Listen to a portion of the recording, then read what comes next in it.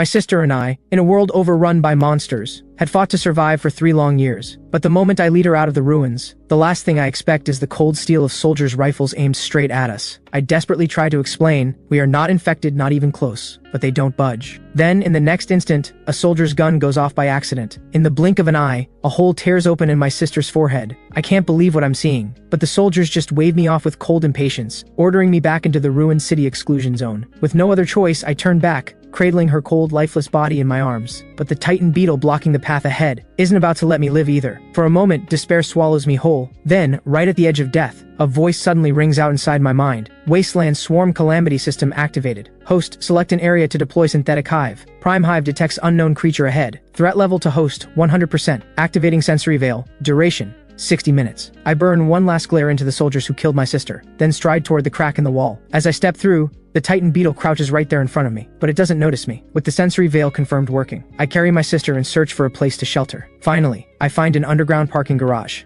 I lay her gently inside a small security room, then deployed the synthetic hive right there in the garage. Ding. Core mission complete. System entering indefinite dormancy. Passive support functions retained. Somehow I feel a strange, inexplicable bond with this prime hive, and it shudders with excitement right back at me. Then it pushes out 3 small red larvae. Just as I step forward to take a closer look, a virtual screen flickers into existence before my eyes. Following the instructions, I evolve the prime hive into a fission pool and hatch 80 skitters. The only thing still incubating is the massive cocoon of the skitter leader. I also learn that storing my sister inside the prime hive could prevent her body from decaying, but it cost 10 energy per day. Without hesitation, I place her inside. Maybe someday I'll find a way to bring her back. After a short rest, I watch the skitter leader tear open its cocoon with its bare claws and walk straight toward me. I call all the skitters together. I'll lead half the skitters out to hunt. You hold the rest here and protect the prime hive. Do not let anything happen to it. But Wolf, the skitter leader, says the hunt is too dangerous and offers to go himself instead. I hold my ground. I push through the swarm and head out, but a second later I dart back in like lightning. There's a squad of soldiers outside. Wolf, move the skitters into ambush position.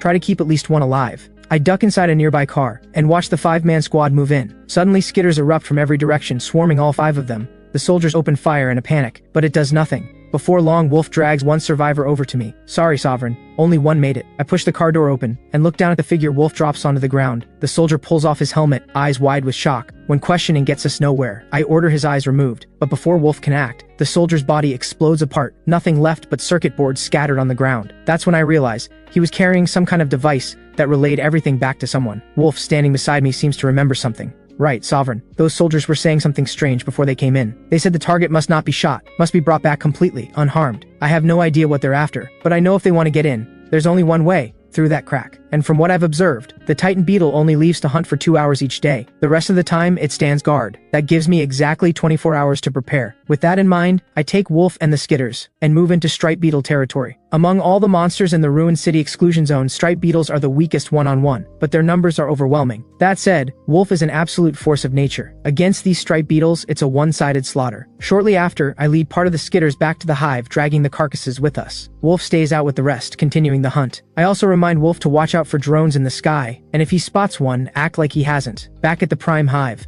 the hive reaches out with its tendrils and pulls the striped beetle carcasses inside. In moments, the hive's energy climbs to 185. After setting aside 10 for my sister, I pour the rest into hatching more skitters. 3 larvae enter the fission pool, 30 energy per hour, but Wolf keeps sending back striped beetle carcasses, so the growth never stops. Suddenly, I sense a wave of agitation rippling through the skitters guarding the entrance. I move fast. The skitters blocking the entrance clear a path, and a metal bar mounted to the front of a drone slams into the sheet metal barricade. It doesn't break through. No explosives on it. This is just a scout. I pull the barrier open myself, and the drone swings its camera straight at me, broadcasting a voice ordering me to surrender to the special forces. I don't answer. I grab a rebar and smash it to the ground. Then I wait, letting the skitters multiply. By early the next morning, I know the window is closing. I call Wolf back to hold position and start thinking through my next move. In the end, I decide to put some skitters through genetic metamorphosis to become blasters. Blasters are suicide units. They detonate themselves, drenching everything nearby in the corrosive acid stored in their bodies. The upside, one skitter yields 10 blasters. Dozens of skitters begin spinning cocoons and transforming. At the same time, I slip into the consciousness of one of the skitters, watching the crack leading into the ruined city exclusion zone, but there's no sign of any soldiers. Just then, the blasters finish hatching, all except their leader, still in the cocoon. I call Wolf over. If no humans show up in 30 minutes, Take the swarm back out to hunt. Also, plant a few skitters near the edges of the large monster clusters in the area, hidden and still. Keep it quiet. Don't let the drones spot them. If things go wrong when the soldiers come, have them lure all those monsters straight in. In the early hours of the next day, 100 soldiers pour through the crack into the ruined city exclusion zone, while 5 drones circle overhead and begin their sweep. But this kind of surveillance relies on human eyes behind a screen, and human eyes miss monsters that stay perfectly still. Watching it all through a skitter's eyes, I step out of the underground garage. 2 drones that had been waiting nearby drop down immediately. The 5 overhead race toward me. I glance at them, then look away. I turn and walk north toward the soldiers, Wolf at my side, 80 skitters tight behind me. Meanwhile, over 100 skitters and blasters inside the parking garage crawl toward certain corners of the walls, passages that lead outside, completely out of sight. At this moment, large numbers of soldiers are hidden inside buildings along the road, while striped beetles move through the streets. Then one soldier accidentally makes a sound. The nearest striped beetle snaps toward it and moves to investigate. The bearded officer reacts instantly, ordering them cleared out. In seconds, all 20-something striped beetles are dead. Then a message comes in. Heads up, the target is approaching with the bugs. Get into cover. Set up an ambush. The bearded officer glances at the carcasses on the ground and flat out refuses. He orders his men into alternating fire formation for a direct engagement. Minutes later, a wave of red skitters crashes toward them. They open fire without hesitation. Skitters are blown apart in rows. Only when more than half are dead do the survivors turn and run. Seeing this, the officer quickly asks the drone operators if the path ahead is clear. When they report no monsters in sight, he orders the pursuit. Moments later, the bearded officer spots me standing at the front of the swarm. He looks around at the surrounding buildings, and a bad feeling settles in his gut. The next second, countless round, ball-shaped bugs crawl out from the buildings. One hit and they explode, spraying acid in every direction. The soldiers are forced to pull toward the center, and at that moment, skitters leap from the second floor and detonate themselves mid-air. A downpour of acid rains down, and the entire unit is wiped out. Wolf steps forward and asks what to do with the bodies. Leave them all here, I say, and I make one thing clear: no human corpses are ever to be fed to the Prime Hive. I know the military will send more, better equipped, better armed. So I send Wolf out with the bulk of the skitters to hunt. We need to evolve the spine nest fast. I need ranged firepower. Back at the Prime Hive, I watch a massive cocoon slowly tear open. The blaster leader sees me and lumbers over. Boss, the name's DeLong. Just as I'm wondering what DeLong can actually do, the swarm mine network flashes an image. Wolf is surrounded by striped beetles. I grab DeLong and the remaining skitters and move out immediately. Out on the ruins, bodies are piled everywhere. Wolf and the skitters are surrounded on all sides by a massive swarm of striped beetles, but they show no fear, just screech in unison with Wolf. Even I'm taken aback by the sheer number of striped beetles. Something is off, I can feel it, but there's no time to think. For this rescue, I leave only a few dozen blasters to guard the hive and bring everything else, but even that might not be enough against numbers like this. Watch me, Sovereign. DeLong tucks in his head and limbs, curls into a ball, and rolls straight into the striped beetles. He barrels through them wildly, throwing in sudden hard stops that send them flying. In an instant, the striped beetle swarm is thrown into total chaos. After crashing around for a good while, DeLong finally remembers why he came. Wolf, I'm here to save you. And with that, he charges straight at Wolf and sends him flying instead. Sorry, couldn't stop in time. I can't help but mutter under my breath. This big dummy. Still, I'm not worried about Wolf. A hit like that won't do him any real damage. At the same time, DeLong extends both arms, and 2 high-pressure rounds blast from his palms. They explode in midair, spraying green acid in every direction. DeLong keeps firing round after round, and every shot locks onto its target automatically. Within moments, the striped beetle swarm takes devastating losses. Then a sharp, piercing screech cuts through the air, and the striped beetles begin pulling back like a receding tide. I walk over to my 2 commanders. DeLong, what exactly are those rounds? DeLong reaches into himself and pulls out a small flying insect. Sovereign, these are symbiotic acid wasps I grow inside me. I can fire them out using the pressure built up inside my body. I look up. Several drones are hovering overhead. They seem to realize what's coming and pull up fast, but DeLong fires a burst of symbiotic acid wasps, and the sky lights up with bursts of smoke and fire. I look at the wreckage raining down and ask DeLong if the symbiotic acid wasps can survive for long outside his body. DeLong shakes his head. Once they leave my body, they've got maybe a few minutes before they die. With that settled, I turn to Wolf and ask what happened out there. Wolf tells me that after they had taken down a group of striped beetles, they ran into around 80 more. But instead of attacking, the beetles turned and ran. Wolf wasn't about to let them go, so he led the skitters in pursuit. After he'd killed every last one of them, striped beetles exploded out from all sides, boxing them in. The moment I hear this, it clicks. Those 80 striped beetles were bait, but ordinary striped beetles don't have that kind of intelligence. Then it hits me. The striped beetle swarm likely has its own prime hive, and their breeding queen must be the one with the higher intelligence. I glance at the scattered striped beetles still lurking nearby. They might have been ordered to pull back on purpose, to follow us in secret, find the location of our hive, then wipe us out in one sweep.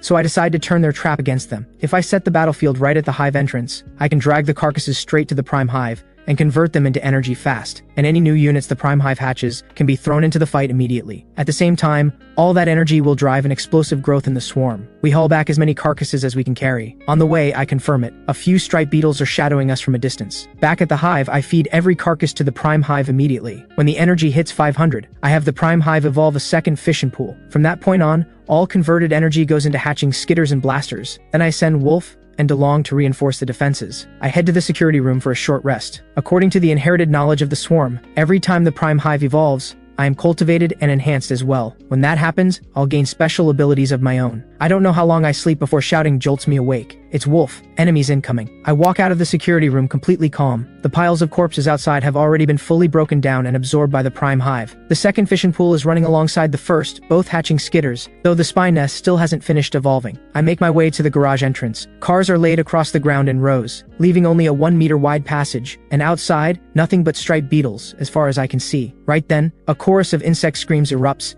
and the striped beetles launch their attack. I simply order, hold the entrance. Not one gets through. With such a narrow opening, the number of striped beetles that can charge in side by side is already capped. Wolf plants himself at the center of the line and tears through them without mercy. Before long, the piled up bodies completely seal off the passage. A series of screeches rings out, and the striped beetles outside begin dragging the bodies away. Meanwhile, the skitters drag carcasses back toward the Prime Hive, until every last one is cleared. The two sides clash again, and soon, bodies are being cleared again. Hours later, I check back at the Prime Hive to see how things are progressing. The spine nest has finished evolving. I direct 3 larvae into the entrance of the spine nest. Moments later, 2 spine shooters crawl out. Once I've confirmed what they can do, I send them to the front. Their leader is still being cultivated. Another round of screeches breaks out. I rush to the entrance and find the striped beetles pulling back fast, row by row. Puzzled, I send DeLong rolling out to check what they're up to. Once the all clear comes, I walk out of the underground garage with Wolf. Watching the striped beetle swarm retreat, I feel nothing but regret. What a waste of perfectly good energy. But this entire battle has been watched by a group of military officers. They now realize the debris at the hive entrance has been cleared out, so they decide to send drones in to scout the interior. But the moment those drones cross the threshold, a volley of spines tears them apart. Not one survives. Still, before going down, they manage to capture footage of the spine shooters.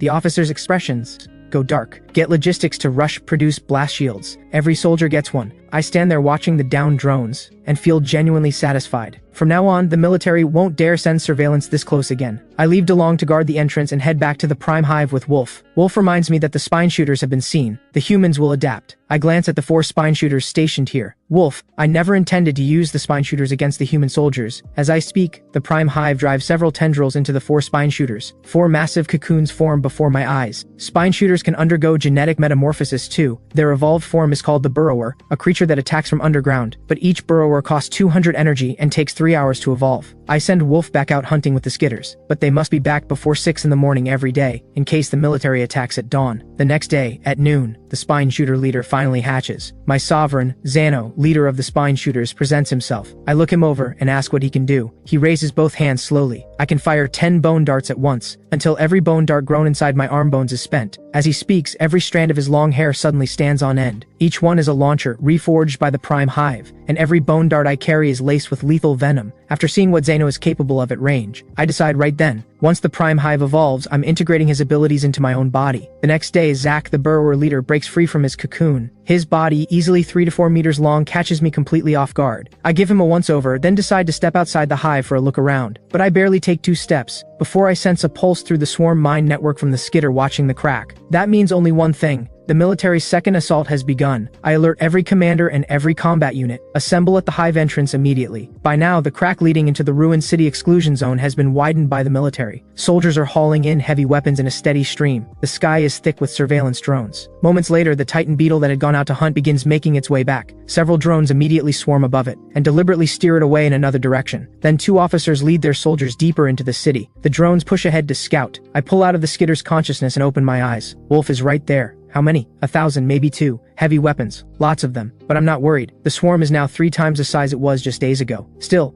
I notice Zack isn't here. I ask where he is. At that, Zack crawls out from a hole in the wall. Sovereign, I was just checking the dig tunnels. I rub my ear and ask how they're looking. Don't worry, Sovereign. Every underground dig tunnel is clear and fully operational, and every exit is well hidden. I nod, then lay out the battle plan to all 4 commanders. However many humans come, that's however many we kill. I head out with Wolf DeLong and a portion of the skidders and blasters. Zano and a dozen spine shooters stay behind, holding the hive entrance. As for the burrowers, they follow Zack into the largest dig tunnel. The remaining skidders and blasters pour into the other tunnels. As I step out, I spot a few drones slipping into the hive. The spine shooters drop them instantly. Wolf leans over. The enemy is almost here. He's worried something might go wrong. I give a slight shake of my head. If things go south, that's what the escape tunnels are for. Besides, I've also hatched dozens of harvesters during this time. They can locate and collect minerals that the prime hive can absorb, or they can mutate near mineral deposits and evolve into breeding stations, absorbing mineral energy and hatching combat units on site. And if the prime hive is ever destroyed, as long as I'm still alive, any breeding station can evolve into a new prime hive. While I'm still thinking this through, rows of soldiers appear at the far end of the street. At the same time, a drone drops right in front of me, its speaker blaring demands for my surrender. If I refuse, they will find my sister's remains and make me watch as they desecrate her. My fists clench, veins rise. I demand to know why, but they say I can never know. Knowing would make all of this meaningless. Before they finish, I signal Wolf to take care of it. The soldiers form a tight formation and advance slowly. All around their perimeter, skidders and blasters lie flat and still, completely hidden. When the soldiers are a few hundred meters away, the entire swarm stirs at once. Both officers immediately call for the formation to tighten. Then, from all around, a deafening swarm cry explodes into the air. The massive formation fractures. Panic spreads through the ranks in an instant. Both officers go pale and immediately demand a status report from the drone operators. The report comes back fast. Bugs detected several hundred meters out, north, west, and east. Estimated count several hundred. The short, stocky officer explodes. How did those bugs get around us? What exactly were you doing during the advanced sweep? The tall, lean officer beside him stays calm and just asks how the bugs got there.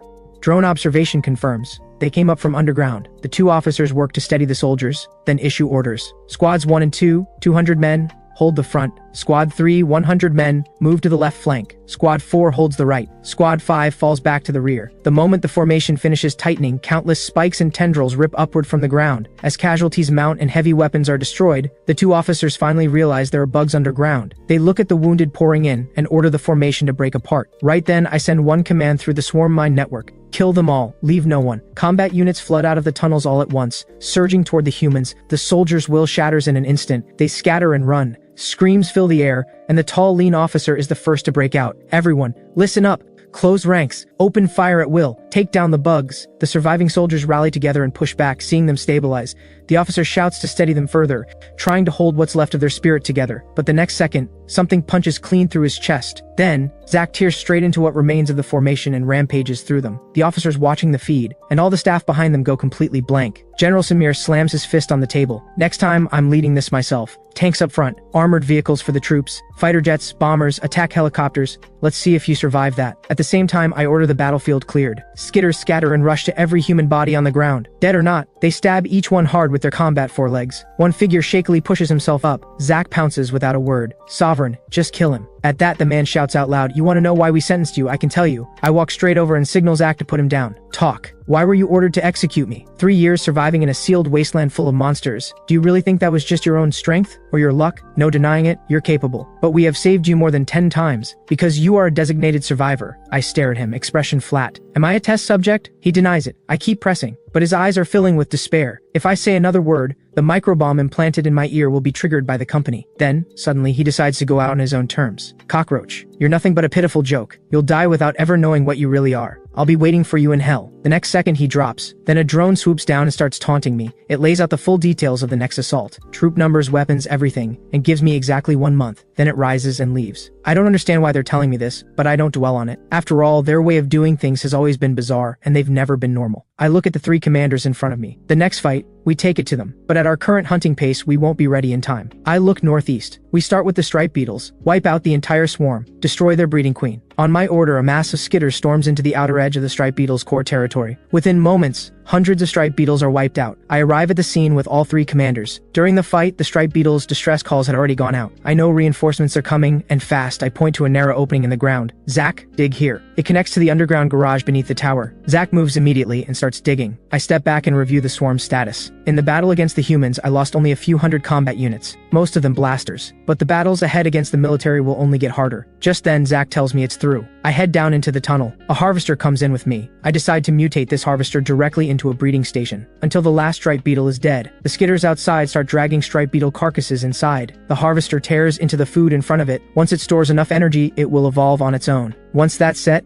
I head back out with Zach. I order the burrowers to form a defensive ring around the entrance. 100 burrowers sink into the ground. Then my 3 commanders and I stand and wait in silence. Moments later, a massive wave of striped beetles appears on the horizon. The moment they see the 4 of us, they surge forward. But the instant they step into the burrowers' ambush ring, countless spikes tear through them from below. The next wave charges forward, trampling over the dead. This death charge pushes the following beetles to within 10 meters inside the ambush ring. But I've already planned for this. I order the retrieval to begin. Skitters flood toward the battlefield. As the striped beetles keep launching wave after wave of death charges, the skitters drag the carcasses back to the harvester. This goes on for over half an hour before the striped beetle queen finally calls off the charge. I don't think they'll attack again anytime soon. I turn to head back to the underground garage. But right then, the striped beetle swarm in the distance parts to either side, and a striped beetle covered in gold markings slowly steps forward. Last time, I let you live. I accepted your presence within our territory. But why have you pushed into our territory again? Just now, I dispatched another group of our kind. Their target is your hive. I'm immediately curious. I ask how it speaks human language. The gold stripe elite tilts its head. I consumed a great many human corpses. Something evolved. I look it over. You're not the queen, are you? The queen doesn't come to the battlefield. Every word I speak is the queen's thought, transmitted in real time. Through our exchange, I learn that they want to absorb our genetic data, evolve rapidly through several tiers, and use that power to break through the cage the humans have built around this city. With that, the gold stripe elite turns and walks away. I watch it go and feel something unexpected, a strange sense of kinship. But my resolve to wipe out the striped beetles doesn't waver for a second. I leave the 3 commanders to hold the entrance, and go back into the underground garage alone. The harvester is gone.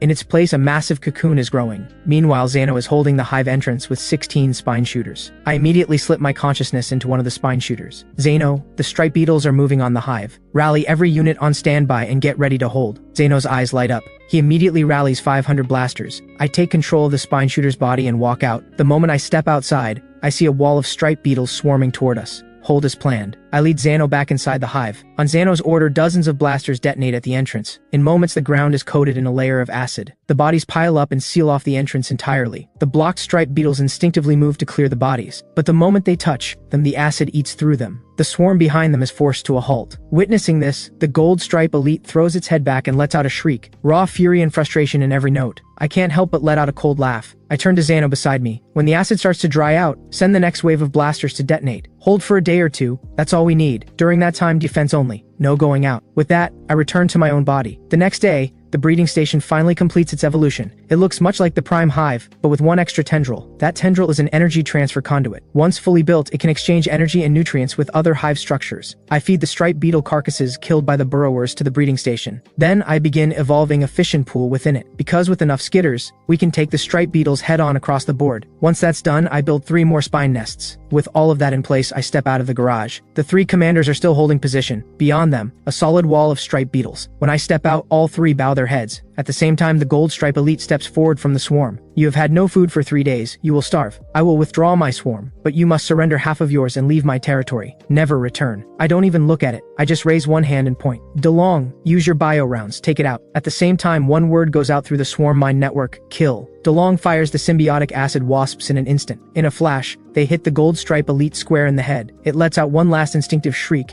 then goes still. At the same moment, Wolf and Zack charge forward. Symbiotic acid wasp rounds fill the air around them. And then, over 2,000 skitters pour out like a flood breaking through a dam. The battle erupts all at once. Under the 3 commanders, we tear through the enemy like a storm through dry grass. Then Zano's voice comes through the swarm mind network. The last wave of blasters at the hive has detonated. In a few more hours, the striped beetles will break through. There are too many of them. Long-range fire from me and a dozen spine shooters won't hold them. My decision is immediate. Then fight them up close. Zano's face lights up with excitement. As the acid on the ground dries out, Zano leads the spine shooters out of the underground garage. And at that moment, a fierce, rallying screech rises into the air. Then, masses of tiger shells break into a frenzied sprint, scattering into the distance. Zano is caught completely off guard. He had finally gotten the chance for an all-out bloodbath. And just like that, it's gone. I move quickly to reassure him, then order him to hold the rear and guard the brood core. Once the swarm takes the sealed ruins, I will declare war on the entire world, and there will be no shortage of battles to come. With that, I disconnect from the swarm mine network. At the same time, I spot countless dark specks drifting high above, military drones sent by the humans. To stop them from sending troops into the city ahead of schedule, I station over a dozen leapers to watch the breach at all times. The moment any human forces appear, I'll know instantly. Hours later, a tentacle shoots toward the brood core. As a surge of energy floods in,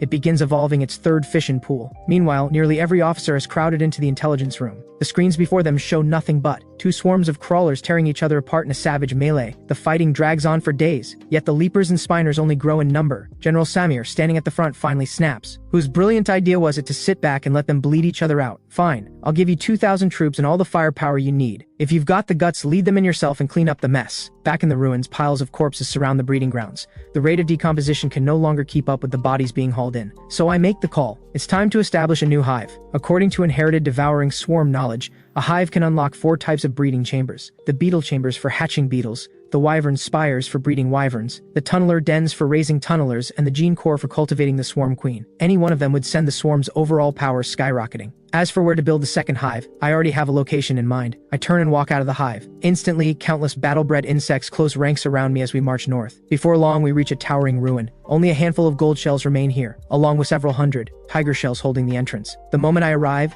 a gold shell steps forward. We share a common enemy. Together, we can fight our way out. I can tell they're scared, so I give them 2 choices. Either lead their own forces into the fight. Before long, the tiger shell matriarch crawls out. She pleads desperately to ally with me. I turn her down without hesitation. Through the swarm mine network, I issue a single order: wipe them all out. Moments later, the tiger shell matriarch and every last crawler under her are eliminated. I lead the main force toward the opening ahead. Among the swarm, a drone bee follows close behind. I feed it a mass of corpses, then issue orders to the 3 leaders at my side. Effective immediately, push all swarm forces from the north, sweeping east and west across the city. Everything in your path dies, except for those with exceptional individual strength. Leave none of the rest alive. The South District gets handled last, and the giant beetle guarding the northern breach, don't touch it yet, it still has a role to play. With all of that set in motion, I open the system panel. The brood core's energy reserves are climbing fast. The moment it hits the cap of 10,000, I transmit the command to evolve. Once the brood core evolves into a full hive, I'll be able to upgrade and reinforce myself. Over the next several days, the 3 leaders fan out across the city with their combat units. Wave after wave of leapers drag monster corpses and pile them before the brood core. Soon, the evolution completes. Countless tentacles coil around the heaps of corpses and pull them into its maw. 2 tentacles connected to its body pump energy in at full speed. Only when the reserves surge to 50,000 does the hive stop consuming and converting. Then it reaches toward me with several evolved tentacles. During the upgrade, prioritize the wyvern spires and hatch the wyverns first, then the tunneler dens, beetle chambers, and gene core. I add one last instruction. When you reshape me, don't worry about keeping me human looking, it doesn't matter. The next second, the tentacles wrap tightly around me, and then darkness. I don't know how much time passes before I slowly come back to consciousness. I find my entire body encased in a layer of chitin armor, and I now have the visual organs of a spiner. Just then, a flying insect drifts slowly into the hive entrance. Zeno moves to shoot it down. I stop him. I raise a finger and point. Through my new eyes, its form magnifies to extraordinary detail. But I hold my fire and simply watch it fly toward me. The skeeter lashes out with its limbs, lunging to tear into me. It doesn't leave a single scratch. I fire a burst of spine bolts and drop it instantly. Suddenly, an unfamiliar presence stirs within the swarm mine network. I turn toward the entrance. A wyvern has just hatched. I send it skyward at once to scout the situation above. I need to know if the forces outside have set up any aerial defenses. I let my consciousness slip into the wyvern's body. At the same time, General Samir and a crowd of officers stare blankly at their screens. On screen, a massive flying creature bursts out from the hive entrance. The room falls into stunned silence. None of them can figure out how I've been breeding so many different kinds of creatures, each one bigger than the last, but their murmuring quickly dies. On screen, a massive swarm of skeeters closes in on the wyvern. Almost instantly, the skeeters surge forward and swarm it. At the same moment, the wyvern launches a spherical projectile. The compact ball hurtles through the air and rapidly unfurls. The lead skeeters thrust out their needle-sharp spines. The next second, the forward segment of the segmented creature explodes violently. A spray of liquid drenches the surrounding skeeters. As the corrosive fluid eats through their bodies, they plummet from the sky. The remaining intact segments rocket toward the next wave of skeeters. They burst apart on impact, spraying acid in every direction. Segment after segment detonates. Hundreds of skeeters are wiped out. The officers stare wide-eyed. One by one, they urge Samir to request early authorization to strike. General Samir hesitates, then gives a slow nod. I'll take it up the chain, but whether they approve, I can't promise anything. A cold smirk tugs at the corner of his mouth. Does Vance really think that thing can fly its way out? Not a chance in hell. Meanwhile, I push the wyvern higher and higher, but it doesn't take long before I notice faint beams of light flickering in the sky above. laser weapons. I recognize them immediately, but there isn't a trace of surprise in me. There are only 3 ways out of the sealed ruins: smash through the walls on the ground, break through from the air. Neither is viable right now. That leaves only one option: underground. With the airspace confirmed sealed, I order the Wyvern to land and pull my consciousness back into my own body. Back in my own body, I head into one of the tunnels Zach has dug. Zano, standing nearby, falls in immediately behind me. After about 10 meters, 3 paths branch ahead. I take the leftmost without hesitation. After a long walk, I finally slow to a stop. The tunnel dead ends at a thick metal plate. By my estimate, we're directly beneath the northern city wall. Zano steps up and looks it over. This thing's that tough? Even Zach's claws couldn't scratch it? The humans may have built some kind of detection system inside it? That's why I never had Zach try. Zano's expression darkens. The sky's sealed, the walls are up top, and now there's a metal plate underground. How are we supposed to break out? I simply raise my hand and point down. How deep can that plate possibly go? As long as it doesn't go all the way through the planet, we can dig around it. It clicks for Zano immediately. Dig straight down, get below the bottom edge of the plate, then angle up and tunnel out beyond the wall. I cut him off. Digging a passage wide enough to move 100,000 strong through, that's not realistic in our time frame. And the moment humans detect a fixed exit point, they'll seal it off. I gesture back toward the hive. Besides, the way out is already evolving. Then I tell Zano to aim at me and fire. He holds his aim for a long moment and never pulls the trigger. I keep telling him to relax. Just then, the 3 leaders return from their hunt. DeLong spots the scene and shouts, "Zano, what are you doing?" The sudden shout startles Zano. His finger twitches and a spine bolt fires straight into my chest. It does nothing. The next second, DeLong rolls in and plants himself in front of me. "Zano, how dare you attack the master?" He raises both arms, cannon barrels aimed squarely at Zano. Zano's lost his mind. "You two, pin him down. Leave him for the master to deal with." The other 2 don't even look at DeLong. I give DeLong a pat on the shoulder. "Easy, DeLong. I just asked Zano to test my defense." I glance over at Wolf and Zach as they approach. West and East districts, cleared? They confirm it. I order Zano to take the Spiners and wipe out the flying creatures in the south. Zano lights up and accepts the order without missing a beat. He vanishes in an instant. I turn to look at the massive cocoon sitting beside the Wyvern spire. Another day or 2 and it'll complete its evolution, and a few tunnelers will hatch alongside it. At the same time, the conference room is packed with officers. The room buzzes with argument and noise. Then General Samir walks in. Command has approved the joint proposal. The timeline moves up 10 days from now. All missile vehicles are authorized for deployment, and there's no need to take Vance out personally. Kill everything inside, leave nothing breathing. But Vance must be notified of when the attack begins. At this moment, Zano leads the Spiners in a massacre of Skeeters. The Skeeters have no intelligence, no matriarch, just endless waves of them crashing forward and being cut down just as fast. Then Zano senses it. Somewhere along the line, a group of Spiners is getting overwhelmed. They can't clear the Skeeters fast enough with ranged fire. The enemy is closing in. Zano charges straight toward them, eyes blazing with excitement. When he arrives, he doesn't bother with spine bolts. He launches himself into the air and seizes a Skeeter barehanded. Before he even hits the ground, he tears it clean in 2. Then Zano is everywhere, leaping, diving, weaving through the air as the Spiners harvest around him. The Skeeters are butchered. Then a dozen drones drop from the sky. Zano looks at them with pure contempt. He raises his arm and fires simultaneously. The Spiners behind him unleash a synchronized volley of spine bolts. Every single drone is destroyed in seconds. What is wrong with these humans? They know they can't get close, yet they keep sending drones down every day. He shoots a glare at the sky. "As long as the master hasn't told me to stop, I'll keep knocking them down. Every last one." At that same moment, General Samir slams his hand on the table. "Damn creature, I send your master a declaration of war every single day, and you destroy every last one. When I get my hands on you, I'll skin you alive." The officers behind him shift uneasily. They can't locate me, and every drone they send near the hive entrance gets shot down by Spiners. Command has since issued a hard order. Vance must be informed of the attack date by tomorrow at the latest, or face execution. After venting, Samir has no choice but to order a soldier to go in and deliver the message. The soldier is told to prepare for the possibility of not coming back. If he doesn't make it out, his family will receive 10 times the standard death benefit. The next day, all 6 fishing pools and 15 Spiner dens I planned, along with 3 beetle chambers and 2 wyvern spires, all complete their evolution. Every one of them shifts into continuous hatching mode. Unlike the 2 brood cores, the hive now also houses tunneler dens and a gene core. Inside the gene core, the swarm queen is still growing. The swarm queen has 2 core abilities. First, she can generate spore mats anywhere. Spore mats supply the swarm with the nutrients it needs to survive, directly determining how large the swarm can grow. Second, she can research and merge genetic material from the gene pool, engineering entirely new breeds of creatures. While I'm still processing all of this, a woman steps forward slowly. "Master, Swarm Queen Lilith greets you." I'm about to ask Lilith about her abilities, when something shifts in my senses. My consciousness slips into a leaper stationed at the northern breach. A human soldier is making his way through the crack, trembling with every step. "I'm a messenger sent by General Samir from outside the city. I need to find Vance," he shouts, repeating it over and over. At my command, a pack of leapers swarms in around him. Hours later, the soldier arrives at the hive entrance surrounded by leapers on all sides. When he sees me, covered head to toe in chitin armor, he freezes. "Are you Vance?" My crimson eyes flicker. "What do you want?" 3 days from now at 6 in the morning, we launch a full assault. I find it strange that they'd bother sending someone in person, but the soldier doesn't know why either. I let him go. Back at the hive, Lilith tells me she needs human genetic material. Without a second thought, I have leapers drag in human corpses. Lilith drives her hair directly into the bodies. Master, this soldier was not naturally born, he's a clone. Just then, Wolf approaches. Master, all swarm units have assembled in the underground tunnels. The other leaders are on their way. As he speaks, two figures stride in. One of them is Kieran, the beetle leader, and the other is Dracula, the wyvern leader. I signal them both to hold position. Then I open the system interface. The blasters, my primary assault force, have only hatched just over 70,000. It'll have to be enough. Hours later, all 6 leaders have gathered at the hive. I can feel it, the towering, seething hatred radiating from every leader and every warrior. But my gaze drifts to my sister. She's pale, lifeless. In the 3 years we survived together, she saved my life more than once, and paid for it every time. The guilt cuts deep. Can you see this? I'm not afraid of them anymore. Tonight, I'm going to make them pay. I push the feeling down. A cold, blood-red light ignites in my eyes as my will ripples through the swarm mind network. The hive gently carries my sister back into the preservation chamber. I turn and walk to an open clearing. The ground opposite me explodes. A massive worm erupts from the earth. A tunneler, the devouring swarm's support class troop carrier.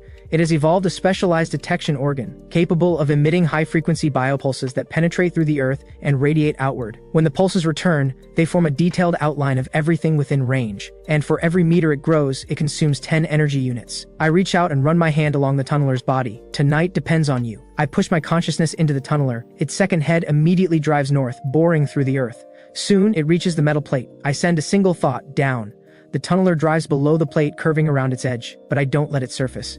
Then the biopulse returns, and the picture it paints stops me cold. Endless tanks, armored vehicles, fighter jets. And beyond the city wall, there's another wall. But beyond that second wall, there are no soldiers, no weapons. I don't probe further. Not now. There's no room for a mistake. At the same time, 2 smaller tunnelers begin boring down from the secondary nest points. They each arc below the metal plate and push upward. On the other side, all 6 leaders raise their arms in unison, and through the swarm mind network, I send one word: kill. On the surface, tanks are packed in tight formation. Behind them stretch rows of armored personnel carriers and ground-based missile vehicles. On the runways, fighters and bombers sit ready at a moment's notice. Even the security feeds inside the base are being monitored by just a handful of soldiers. But nothing has ever happened inside the base, so naturally they've let their guard down and fall into small talk. Where do Vance's creatures even come from? Some kind of matriarch? The breeding rate is insane. Nothing natural moves that fast. Who knows? Rumors have been going wild lately. All kinds of theories. Some people are saying they killed Vance's sister, and the grief triggered some kind of superpower. That's how he summons the creatures. Wait, so sacrificing your sister unlocks superpowers? Sign me up. I'll sacrifice my whole family. They're still laughing when the monitors explode with movement. Creatures everywhere. For a frozen moment, nobody moves. Then someone slams the alarm. They're out. The swarm is out. Every soldier in the barracks jolts awake. Groaning and cursing, they stumble out of their bunks. What kind of idiot pulls an alarm at this hour? Then they step outside and freeze. Creatures everywhere. Before this moment, DeLong had already crawled through the tunneler's body cavity and reached the missile vehicles. At his command, a mass of blasters fans out across the ground. They cluster in the gaps between vehicles and along the edge of the runway. Dracula bursts out from the tunneler's maw and leads the wyvern formation in a high-speed charge toward the aircraft. Wolf leads a massive pack of leapers straight to the base building. The moment he lands, the alarm finally goes off, far too late. He springs forward and crashes through the entrance first. A flood of leapers pours in right behind him. At the same time, DeLong raises both arms and opens fire on the missile vehicles. The blasters positioned near the armored vehicles and tanks simultaneously trigger the corrosive acid inside their bodies. In the distance, Dracula and the wyverns fire in unison using their tail-mounted weapons. The next second, the world ignites. Explosions erupt across the entire base. General Samir, who has just walked into the intelligence room, stands frozen. The officers rushing in behind him stare at the screens showing the base in chaos. Creatures everywhere. Fires raging from every explosion. Their weapons are gone. The swarm is inside the base. One officer, trembling, asks what they should do. General Samir draws a slow breath and gives the order. All remaining soldiers, get to the armory, arm up, form combat formations, hold every floor. Hold every corridor. Damn you, Vance. Even if I go down, I'll make sure you bleed for it. Back at the hive, the shadows, beetles, and wyverns file one by one into the tunneler's maw. The hive empties out until only Lilith and I remain. I watch the battle for a moment longer, then walk toward the tunneler. Lilith moves quickly to block my path. Master, the swarm will handle this. There's no need for you to go yourself. But I don't stop. I know, but my sister is watching. At the very least, I have to get some of their blood on my own hands. I move through the tunneler and emerge at the base building. DeLong, Dracula, Kieran, and Zack, each finish with their objectives, converge on me with their forces. I look at the 4 of them and ask immediately, did anyone find the nuclear launch system? When we wiped out that 100-man unit back then, their commander had threatened me with a nuclear weapon. So before the battle began, I had specifically told each leader to watch for it. None of them found anything. Keep searching, don't miss a single device that could remotely be a launcher. If you have to, grab a soldier and make them talk. my gaze shifts to the cluster of buildings along the far wall. Wolf and Xano have already pushed inside with the Leapers and Spiners. I close my eyes, sense their positions through the network, then sprint after them. Inside the command center, a phone rings. Before anyone else can reach it, Samir snatches it up. The call ends quickly. Samir slams the phone down on the table. Even now, they won't let us detonate the nuclear weapon. Damn their orders. Someone, open the launch system. The moment I see Vance, I'm triggering it. If we're going down, we all go together. I move through a corridor. Bodies everywhere. Human and creature alike. By the time I reach the 6th floor, gunfire echoes in the distance. I push through the carnage. Spiners and Leapers appear ahead and part to let me through. A short walk down the passage and I spot Wolf and Xano. They turn and move toward me immediately. I keep walking. What's the situation? Master, the humans have set up a heavy fire defense at the end of the corridor around the corner. Automatic rifles, a stockpile of grenades, machine guns, rocket launchers, all of it. The terrain's too tight. The swarm hasn't been able to push through. I ease around the corner and take a quick look. Wave after wave of Leapers are blown apart, limbs scattering in every direction. The relentless hail of bullets tears through the next wave right behind them. I've seen enough. I'll handle this myself. Faster. And it stops the unnecessary losses. Wolf steps in front of me. You can't take that risk. Let me go. Xano rushes up beside him. The two of them debate tactics, both trying to talk me out of it. I just point to my chitin armor. They shouldn't be able to get through this. And besides, they killed my sister. They cut off every way out. Even if they're nothing but worthless vermin, they've earned the right to face me personally. Master, I understand and I know your defense is exceptional. But what if something goes wrong? We've never actually tested it against bullets. Wolf has a point. I look around. Guns are scattered across the floor. My eyes settle on one. A sniper rifle. It's massive. Likely brought specifically to deal with swarm leaders. I point at the anti-material sniper rifle. Then let's find out right now. Pick it up and shoot me. Wolf picks it up and aims. He holds the aim for a long moment and can't bring himself to fire. We're wasting time. I urge him to just do it. Finally, Wolf aims at my palm and pulls the trigger. The instant the bullet hits, a ripple of force radiates outward from my palm. It absorbs the full impact perfectly. I look at my hand. Not a mark. 50,000 energy units of enhancement. No joke, it's the real deal. Confirmed. I round the corner and charge. The soldiers open fire the moment they see me. Grenades and rocket rounds follow immediately after. Explosions light up the corridor, fire spreading across nearly every surface. And then, I burst through the fire and slam straight into their line. Panic erupts. I tear through them. Wolf and Xano hit the line at the same time, leading the combat units in behind me. In moments, what's left of the human soldiers is completely overwhelmed. In the combat command room, staff and officers crowd the space, every eye fixed on the nuclear launch system. By protocol, the 3 activation keys and 3 access codes are held separately by General Samir and 2 other senior officers. All 3 keys are already inserted into the launch system, but only one of the 3 access codes has been entered on the screen above. Samir fixes a hard stare on the other 2 officers. What are we waiting for? We've seen what Vance can take. Rocket rounds don't even faze him. It won't be long before he fights his way up here. One of the other officers glances at the monitors. That thing might not even be Vance. And even if it is, we can threaten him with the weapon, make him back off. If negotiations fail, we detonate then. There's no need to rush. Samir lets out a short laugh instead of a shout. You cowardly fools. Vance and his sister survived in that city for 3 years, just the 2 of them. We all know what she meant to him, and we shot his sister dead. Every one of us has her blood on our hands. If we don't detonate first when Vance gets in here, he will tear us apart piece by piece, while we're still alive. At the same time, a human soldier sits collapsed on the floor, staring up at 3 towering creatures. Tell us where the nuclear launch system is. Kieran gestures to the shredded remains on the floor around them. Stay silent.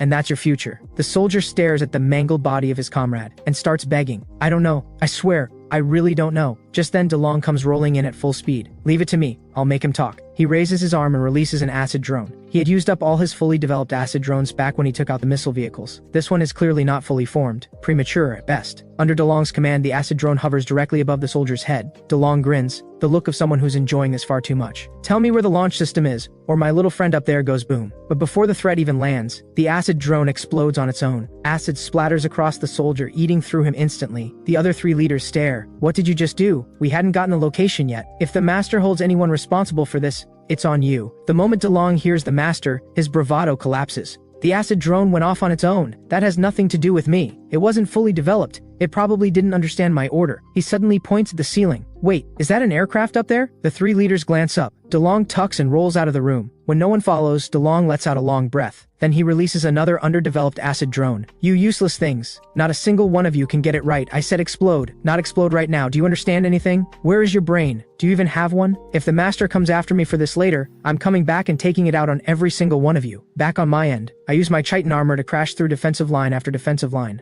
I've cut down dozens before Zano finally catches up. Behind him, Wolf leads a charging mass of leapers and spiners. Seeing they've arrived, I break immediately for the floor above. Zano calls out after me, voice tight with urgency. Master, too fast, slow down a little. I don't answer. I disappear into the end of the stairwell. Wolf reaches Zano's side, beyond wanting revenge personally. He's worried about the nuclear weapon. The leaders outside still haven't located the launch system. So the only move now is to break through fast, find the human command center, and the launch controls that are almost certainly inside it. On the 58th floor, a large force of soldiers holds the corridor, but the officer at the back wears the look of a man who has already accepted his fate. He knows. He either dies to the swarm or dies in the blast. Then a figure explodes around the corner. The soldiers open fire. As the sharp crack of impact fills the air, the commanding officer slowly raises his handgun. He presses the barrel to his own head and pulls the trigger. The swarm arrives. The soldiers are swallowed in moments. I raise my eyes and walk steadily toward the combat command center, just ahead. Inside, staff and officers fill the room. General Samir glances at the two creature-like figures flanking me. Then he looks at me. "Are you Vance?" I don't answer. I just stare at him. And then Samir laughs. "You think you've won, don't you?" He points to the equipment across the room. All 3 activation keys are inserted. All 3 access codes are entered on screen. The moment I confirmed on the monitors that you were fighting your way up here, I activated it, and it cannot be cancelled. In seconds, everything here will be obliterated.